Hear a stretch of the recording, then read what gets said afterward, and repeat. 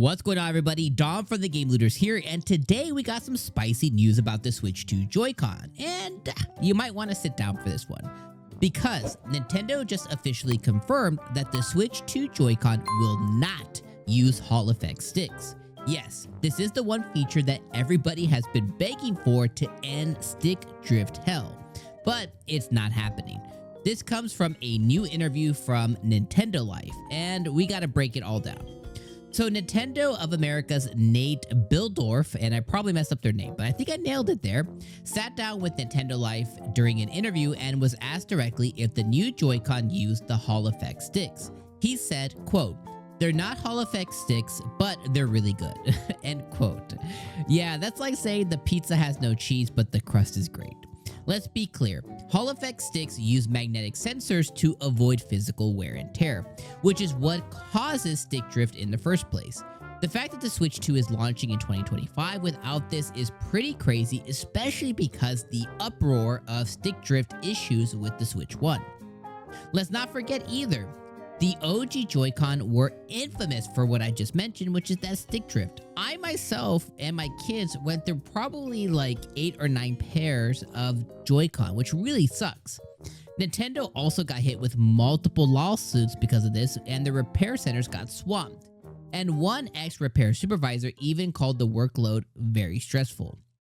So you think, with a whole new console, redesigned controllers, and years of player feedback, Hall effect would be a no-brainer, right? And especially with that new price of $450, you would think that this premium console would have premium features, but nope. Nintendo basically responded with just, "Trust us, it feels pretty nice." We love a good vibe, but honestly, durability really matters, especially because this system is still catered towards families, and families have kids, and kids mess up stuff very easily. And when we're paying $450 for the console, yeah, I'm gonna need that extra durability where it really matters. The reality is we're not getting it, and it is what it is. Now, when asked about the Hall effect sticks, Nate, I can say his name, I promise, low-key kind of dodged and pivoted to the Pro Controller instead. He quoted, "It's one of the quietest controllers I've ever played. Feels like a GameCube controller. Try really whacking the stick around. It's quiet." Cool story, bro, but quiet does not equal durable. This isn't ASMR. We're talking about performance under pressure, especially when you have this in the hands of kids and or those Smash Bros players who really take things to the next level. Even in the Ask the Developer interview, Nintendo's own Kawamoto said that the Pro Controller has, quote, "smooth gliding sticks that don't make noise when moved quickly." That sounds cool, but once again, that's not the Hall effect. Look, we're not going to jump to conclusions about how durable the Joy-Con are or are not. Maybe they've improved the design. We probably hope that they have, and they probably honestly did. The Nintendo engineers, they really do some wizardry behind the scenes. But the reality is we just don't know quite what that is or the testing and rigorousness of which it goes through. But when a hallmark hardware flaw of the last generation goes unaddressed, and Nintendo's only reassurance is, "It feels nice," we can't help but worry, especially since third-party controllers under $40 have the Hall effect for years. So why not Nintendo as well? If this third-party controllers can do it for a fraction of the cost, what's stopping Nintendo from throwing it on there to appease their consumers and ensure that we don't have to be replacing these down the line? Well, I think we all know the answer to that. It's the money, right? They want us to have to replace it.